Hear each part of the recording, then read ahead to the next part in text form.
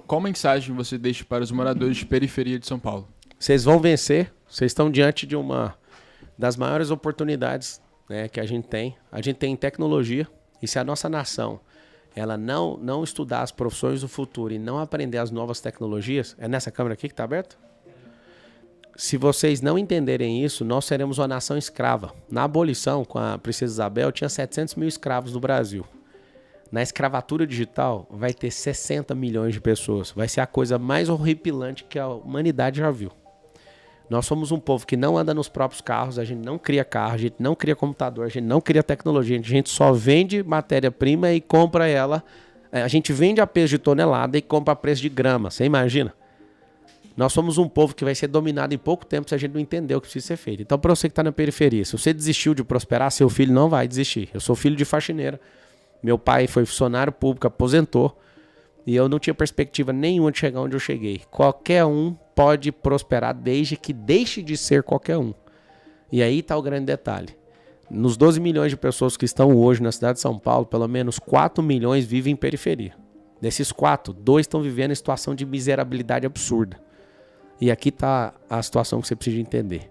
Acorde todo dia com um motivo para fazer você vencer e repudie aquilo que te faz mal.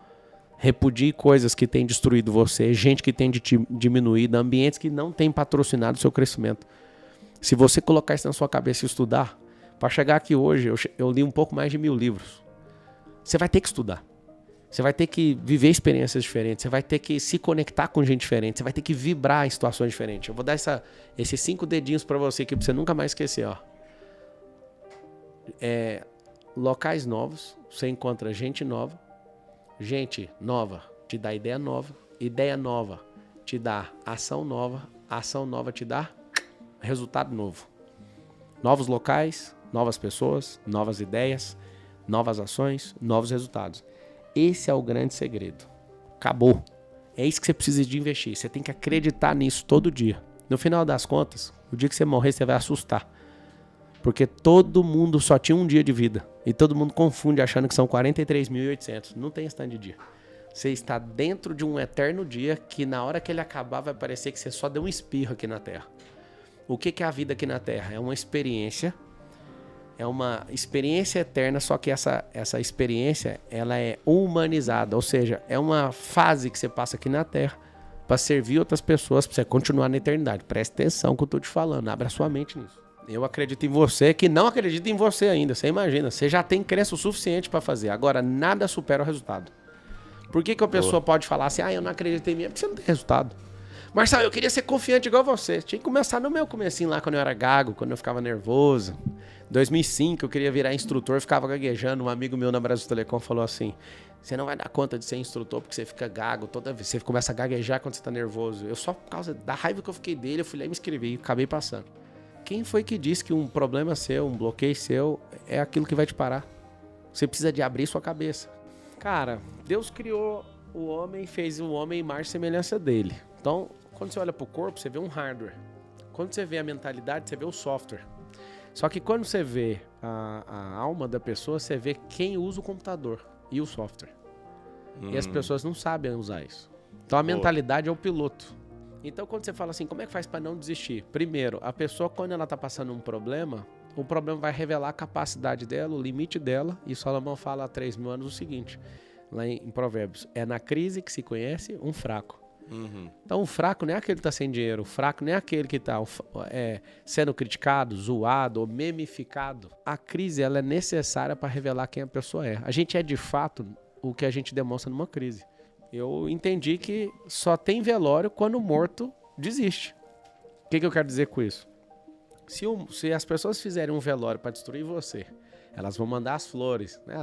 As pessoas que você às vezes respeita vão mandar as flores. Em respeito a esse velório eu vou mandar as flores. Só tem um problema que faz aquele velório ser suspenso. Se o morto, levanta. Mas vamos fazer o seguinte, lembra quando sua mãe atravessava a rua com você segurando na mão dela? Claro. Sua mãe tá aí agora? Não. Tem gente que tá com a mãe até hoje emocionalmente. Ele não atravessa a rua sozinho. Tem gente que era para estar empreendendo em múltiplos negócios. A pessoa até hoje é funcionária de alguém. Você tem que deixar a mão da sua mãe igual você deixou para atravessar a rua. Você vai ter que ressignificar, desconectar dos seus pais. E não é eu que estou falando, não é dureza do coração de alguém que quer vencer na vida. É porque a Bíblia fala, deixará pai e mãe e se tornará uma só carne. A palavra que começa o versículo é deixará. Tem que deixar. Se a pessoa ela é experimentada numa crise, ela mostra o limite dela. Tem um negócio chamado batente. O batente é um limitador. Até o sonho que você que está assistindo, o seu sonho ele é limitado pelo tamanho da sua crença. Se você não acreditar, você sabe. Você veio da pobreza, eu conheço a sua história. Quando você era criança, você imaginaria chegar na fama que você tem, o sucesso, o dinheiro, você mora numa mansão, você é um homem próximo. Não, né? Só que você foi rompendo de crença em crença e seus sonhos foram mudando. E aí as pessoas, quando elas entendem de fato o que é um sistema de crença, que é o software, ela vai fazer o quê? Ela vai entrar em experiências novas, desafios novos, ambientes novos, gente nova para gerar essa onda nova, para aumentar o batente. Então por que você desiste? É porque você nunca assistiu um velório, um morto ressuscitando um velório. Tem gente que quando sente uma pressão igual eu já tomei, a pessoa fala, é o fim da linha. É o fim da linha porque a sua vida é resumir a elogio. Vou dar um código aqui. Vai no seu cérebro, tem uma linha de comando chamada elogio. Vai lá e zera o valor. E tem uma linha de comando chamada crítica, zero valor. Se você zerar esses dois, você não depende nem de elogio nem de crítica. Você depende de uma palavra que vem de Deus. Ele já falou, seja forte e corajoso. Ele chama você de filho amado. Ele chama você de imagem e semelhança do Criador. Aí pode vir um Fantástico, pode vir a Globo, pode vir quem quiser falar de você. Você já sabe quem você é. Então isso é a identidade. Então assim, se as pessoas entenderem que nosso lance de vida não é ir atrás de R$1 milhão ou de R$1 bilhão, e sim estar mais próximo da natureza, de Deus. As pessoas elas foram programadas na sua cabeça para serem só uma coisa na vida. E elas podem governar sobre todas as coisas. Esse é o grande propósito de vida. Inclusive, você me permite, você não me perguntou, mas eu acho válido, porque você fala muito disso também. Todo mundo tá louco aí na Terra procurando um propósito. Tem gente que confunde propósito com emprego, com profissão. Sim, muita gente confunde isso. E não tem nada a ver. Profissão é uma fase. Profissão não define você. Tem gente que pegou um diploma e virou aquilo. Diploma virou a pessoa. O diploma de engenheiro virou engenheiro, sou engenheiro. Não, você está engenheiro. Você nunca mais vai falar na sua vida que você é médico. Porque se o Conselho Nacional de Medicina tirar esse negócio, como que você foi um negócio que alguém pode tirar? Isso é estar. Pra você entender o que é a gravidade da identidade das pessoas. Elas não entendem o que elas são e elas confundem com o estar. Se você fizer uma merda numa cirurgia, desculpa falar essa palavra, mas você pode ser caçado. Então como que você era uma coisa que um erro seu pode acabar com tudo? Agora você nunca vai deixar de ser filho de Deus. Uma vez entendido isso, como que alguém toma isso de você? Isso é uma questão de filiação. Isso aí é identitário, tá aí dentro de você. Isso é imagem e semelhança dele. Então, quando as pessoas começam a descobrir isso, Brunet, o negócio muda completamente. Aí, pra que eu vou depender da crítica de alguém? Tem gente que gosta de argumentar que crítica é tipo... a gente precisa de ouvir feedback. Cara, deixa eu te falar uma coisa. Você precisa de feed forward. Você precisa de aprender a mudar o rumo daí pra frente. Então, quando você, de fato, tá querendo crescer e desenvolver, você vai... Não é ficar arrependendo pelo que fez, mas é mudando a rota a partir dali. O feedback fica voltando atrás demais. Você precisa de feed forward, é tipo ajuste dali pra frente. E não ficar retrocedendo no que você fez. Isso vai fazer seu cérebro ter mais coragem. Se você ficar preocupado com o que os outros acham, você vai ter medo de ter ousadia. Você vai ter medo de se arriscar. E vai por mim. Assim como a Terra gira, assim como o Sol também, todo o sistema, todas as galáxias estão nesse formato de espiral. A Terra vai girar e vai tudo voltar ao normal. Uma hora tá escuro, outra hora tá claro. Uma hora tá quente, outra hora tá frio. Uma hora você é zoado, outra hora você é aplaudido. Qual que é o propósito do brasileiro, você sabe? Ou o propósito do Brasil? Primeira classe de propósito é o original. Fomos chamados para governar. Se você é ser humano, não tem chance. Você foi chamado para governar sobre todas as coisas. Você vê, por exemplo... Qualquer ser humano. Qualquer ser humano. Isso é um princípio. Deus falou, você é minha imagem e semelhança. Você não quer ser chamado de filho, é uma coisa, mas você continua sendo minha imagem e semelhança. Eu te fiz assim. Eu te dei isso. Segunda classe de propósito. Dos 62 livros que eu escrevi, o capítulo 1 do livro 1 é anti-medo. Tá escrito assim, ó. Meu bloqueio tem intimidade com o meu propósito. O que significa isso? Cara, quando você nasce, a natureza tem perfume. Já observou que cada árvore tem um cheiro? Sim, impressionante. Cada animal tem um cheiro. Todo mundo tem um cheiro. Faz parte... É o perfume da criação, chama assim. O diabo, ele te olha, ele bate o olho e fala assim, você é um cara de sabedoria, então eu vou te meter em um monte de confusão. Pra Você nunca querer nem imaginar, você nunca querer sair desse patamar. O outro foi chamado para ser mantenedor do reino. Então eu vou tacar uma escassez e vou patrocinar esse ambiente para você nunca se envolver com isso. Ah, você vai ser um grande orador, então você vai tomar pressão na escola. Sabe esse negócio de não deixar, pelo seu cheiro, eu não deixar você perceber o que você carrega. Olha que louco. Boa.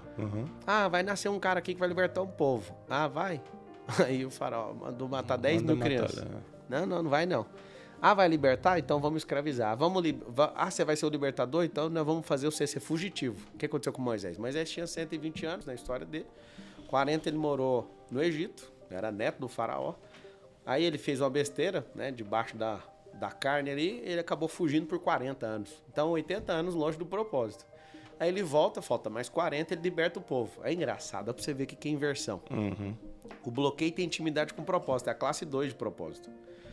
Tudo aquilo que você descobrir que tá te travando, se você resolver isso, você vai ser um resolvedor disso na vida dos outros. Então o bloqueio tem intimidade com propósito. Agora a classe 3 de propósito é a coisa mais assustadora e eu sugiro que todo mundo tá me assistindo, tome muito cuidado.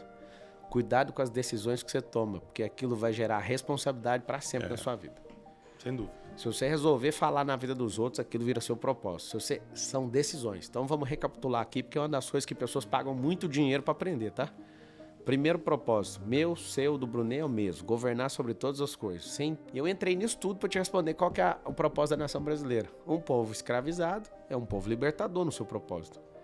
Um povo que é rico, mas tem a mentalidade de miséria, vai ser o povo mais próspero. Deixa eu te falar, olhando só para a terra, tá? Tira o povo todinho em cima da terra. Pega só essa terra de 8 mil quilômetros só de um lado, né? São 16 mil quilômetros de fronteira, 8 mil quilômetros de praia até o Brasil. Aqui tem a maior reserva de combustível do futuro, né? Que é combustível espacial, chamado nióbio. Aqui tem a matéria mais resistente que a gente conhece para usar para blindagem, para qualquer tipo de coisa que você imagina, chama grafeno, 200 vezes mais potente que o aço e 50 vezes menos espesso do que uma folha de papel A4. Aqui tem o maior aquífero do mundo, aqui tem o maior espelho água do mundo, aqui tem o maior rio do mundo em volumetria, perde em extensão para o Rio Nilo, mas em volumetria não tem nenhum rio que ganha. Aqui não tem intempérie, não tem vulcão, não tem neve, tem 3 safras na maior parte do território, a terra é fértil de uma ponta a outra. Que lugar que é esse? Esse lugar é o Éden. 500 anos atrás, Brunet, só tinha no Brasil gente pelado, cara. Não tinha nenhum outro lugar no mundo. E aí é o seguinte, você vai ver todo o processo de Hégera do povo islâmico, por exemplo, o Brasil foi deixado por último. Tem alguma coisa aqui no Brasil. Esse negócio de ter essa potestade e de ter esse tipo de gente comunista querendo governar a nossa nação faz com que a nossa nação, que foi deixada por último, aos poucos se revele o que ela vai fazer ou como ela vai se levantar. Aí eu vou te falar de 2 caras agora, um cara que é crente e um cara que é presidente de uma nação. Testemunho igual. O Billy Graham, né, o saudoso Billy Graham, certa vez ele estava orando pelas bandeiras de várias nações, não sei se você conhece esse testemunho, passou as bandeiras, chegou a vez do Brasil e ele falou, essa nação é a nação dourada, ela vai se levantar. Bom. Aí agora eu tive uma conversa, já encontrei algumas vezes e gosto muito dos conselhos dele, do Michel Temer. O Temer contou para mim pessoalmente que um dia ele e o Xi Jinping, que é o presidente da China, olha que louco, o presidente da China fala assim pro Temer, nós queremos estar com vocês, porque nem vocês sabem, mas vocês terão os anos dourados. Nosso maior investidor hoje, o que mais compra na balança comercial do Brasil hoje é a China. O que mais investe em infraestrutura no Brasil é a China. E o que ele falou? Vocês terão os anos dourados. Eu vou te falar o que é a tradução disso tudo. E o motivo de eu estar na política. O Brasil vai se tornar a nação mais próspera da Terra até 2050. Quando eu falo 2050, é uma base que a gente tem que mudar a mentalidade do povo. Nós somos computadores de última geração, esse povo de 200 milhões de pessoas, só que o Windows é 95. Sugestão que eu dou para vocês, assista, leia, entenda, interprete, viva e transborde resistência, que é o que mais vai fazer você prosperar em toda a sua vida, ser resistente a tudo. Você acha que realmente toda pessoa consegue mudar a sua realidade financeira? Isso é uma dúvida interessante, porque tem muita gente de todas as realidades nos assistindo. E depois, só para complementar, como a política influenciaria as finanças diretamente do povo? A pessoa tem que deixar de ser qualquer um primeiro, é a premissa. Se ela entender que ela é qualquer um, ela não vai conseguir. Tem 3 coisas que você tem que lutar na sua vida para sempre investir e sempre mudar de nível. Conectar com gente, ambiente e frequência. Ou troca essa palavra por vibração. Gente, frequência e vibração. Eu lembro de você, alguns anos atrás, sei lá, 8 ou 9, assistindo você falando uma palestra, não sei o que, negócio de sabedoria. Aí eu fiquei assim, mano, será que esse cara entende o que ele tá falando? Ficava assistindo de longe ali, nunca te vi. Aí eu vi um vídeo seu. Eu lembro de ver o Paulo Vieira falando, mentaliza. Eu falava, que papo é isso, mano? Por que esses caras ficam falando isso? Só pra você ver os questionamentos. A primeira coisa quando eu ouvi foi de... Isso aí não é resistência. Resistência, porque ignorância gera resistência também. Tudo na vida tem o sentido bom e o sentido ruim. O estresse, por exemplo. O estresse bom é o que eu pego o ferro e levanto. Vou pra academia. Vai liberar neuroativador, né, o cortisol. Você vai... O estresse vai te fazer ficar mais forte. Agora os outros ficam alucinando na sua cabeça. Você não der conta de usar isso é negativo. A resistência negativa é fruto da ignorância. Não, eu não vou nem ouvir, eu nem gosto. Eu nem gosto do Brunet porque ele mistura dinheiro com Deus. Aí depois que descobri, tem 2.000 passagens falando de dinheiro na Bíblia, a pessoa vai ter que pedir desculpa. Então, assim, o dinheiro, ele é emocional. Só que antes dele ser emocional, no cenário físico, ele é uma energia de troca. Vocês estão assistindo, vocês vão anotar assim, ó, dinheiro é energia de troca. Por quê? Porque eu tenho uma indústria de garrafa. Esse aqui tem uma indústria de copo. Se eu quiser comprar 1 milhão de garrafas, se não tivesse o dinheiro, eu ia ter que trocar o equivalente em taças. Talvez 100 mil taças em 1 milhão de garrafas. Só que eu quero comprar só as garrafas e o cara não interessa nisso. Então a gente troca por esse negócio aqui, chama pecúnia, que é o dinheiro, o valor monetário. Então eu produzo, troco por essa energia, carrego essa energia para mim para poder comprar esse microfone, comprar essa mesa, comprar o que eu quiser sem ter que fazer troca. O dinheiro é isso. Olha em Gênesis, Deus não criou o dinheiro.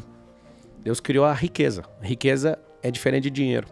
Riqueza é natureza. E aí o que faz uma pessoa ter muito dinheiro e o outro ter pouco dinheiro? Aí ele começa a ser emocional. Por quê? Porque pro dinheiro ser emocional, ele precisa ter governança. Então na sua mente, o tanto de dinheiro que você dá conta de governar é até onde você vai. Por exemplo. Isso eu acredito. Não, é 100%. Isso é metafísico. Eu tenho um carro de 6 milhões. Deve ter 15 milhões lá de carro na garagem. Aí eu te dou um carro, tô te dando agora, uma Ferrari de 6 milhões, um Aceto Fiorano, toda na fibra de carbono, é de pista, minha Ferrari é pista. Toma, tô te dando.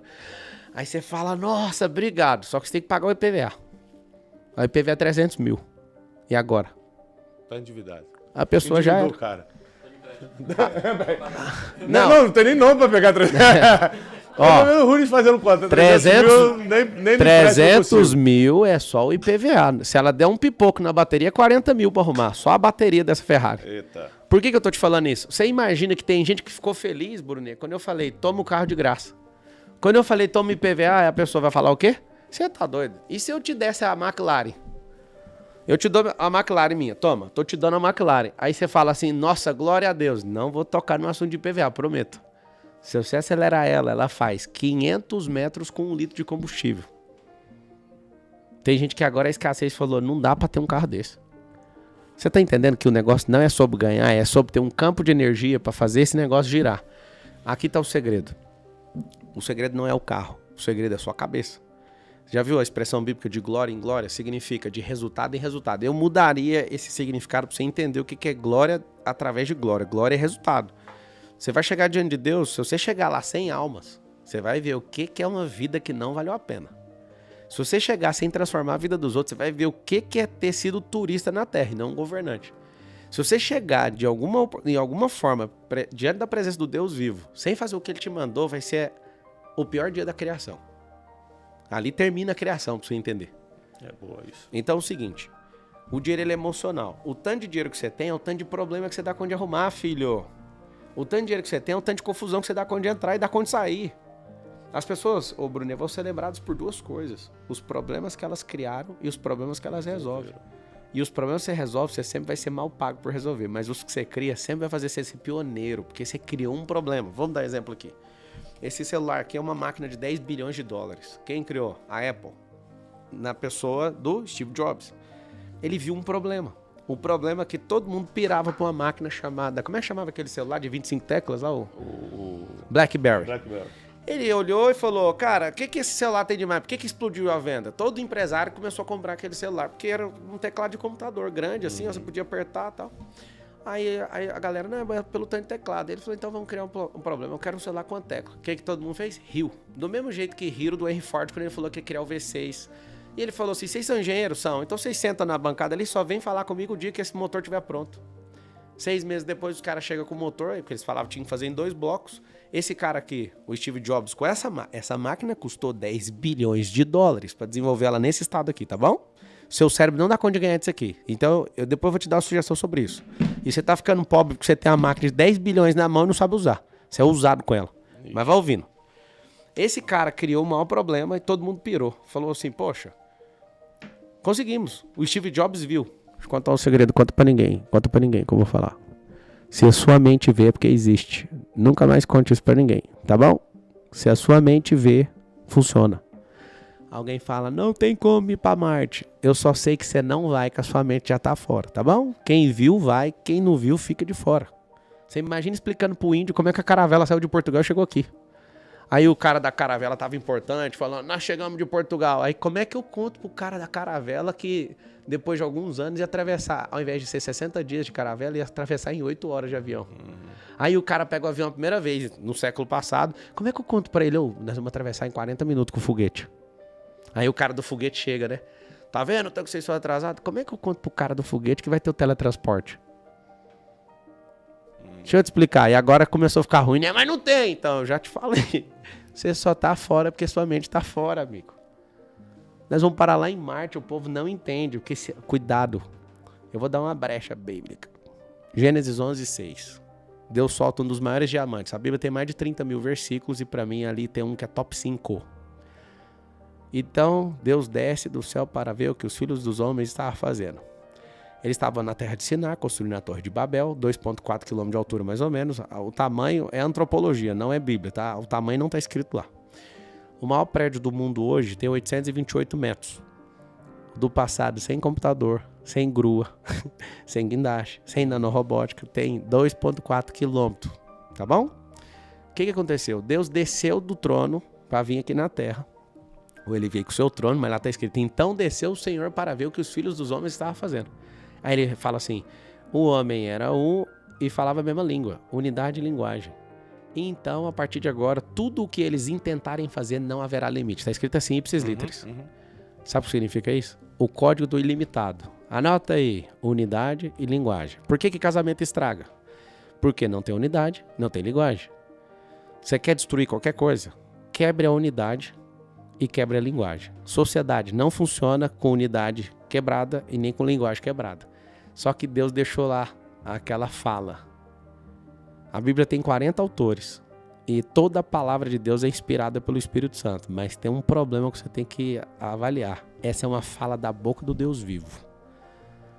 E tudo que eles intentarem fazer não haverá limites. E ele vai lá e coloca uma língua para cada um. Por isso que o nosso amigo Flávio Augusto virou bilionário. Por causa desse dia.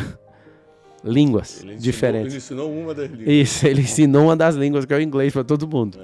O Wizard também ficou bilionário. O que eu quero que você entenda é que unidade e linguagem muda tudo. Por que aí eu fecho aquela pergunta que ficou em aberto da política? E como ajudar os pobres na prática pelo esporte? Por que a política não funciona aqui no país? Porque nós estamos divididos como povo. Olha que loucura. Quer que eu te prove? Vamos lá. 1990. Por que você tem que ir para a política?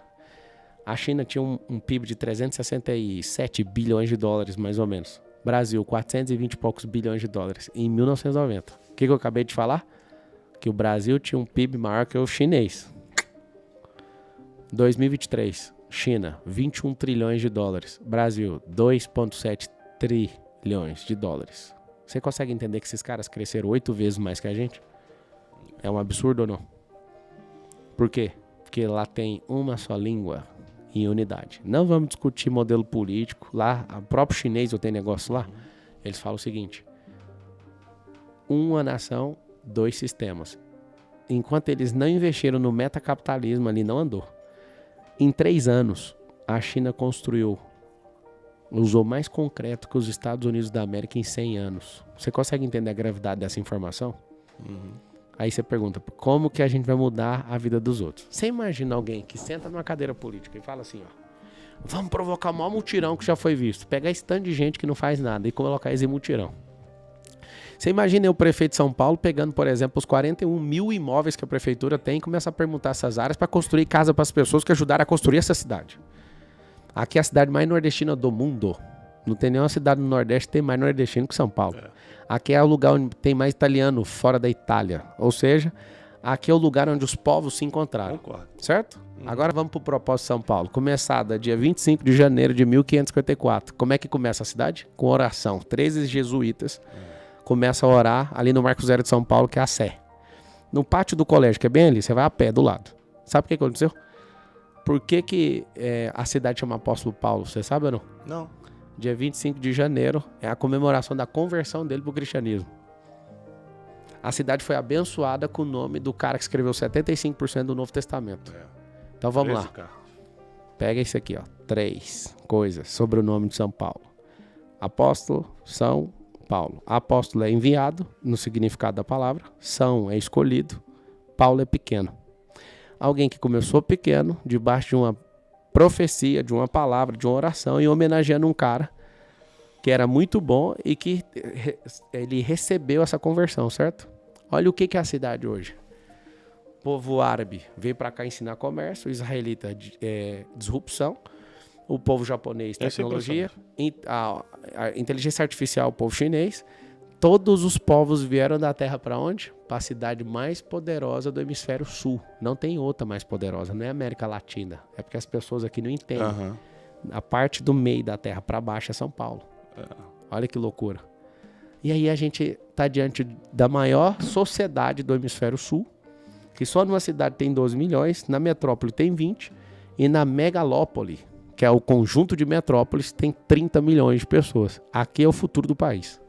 Aqui tudo gira mais rápido. Aí você me perguntou, como é que faz para mudar a mente das pessoas? Nós vamos descapilarizar. Quando eu falo nós, é com político ou sem político, não quero nem saber, nós vamos fazer isso. Você tem que capilarizar o empreendedorismo. Nas favelas tem mais de 1000. Você tem que criar centros esportivos, porque se você pegar o quadro de medalhas, eu desafio todo mundo que tá assistindo agora, pegar o quadro de medalha e a nação mais rica do mundo. Pode colocar, as 3 principais, tá na mesma posição de PIB e medalha. Eu acredito muito nisso. Eu acredito muito que quanto mais a gente investir no esporte, por exemplo, menos Cracolândia vai ter.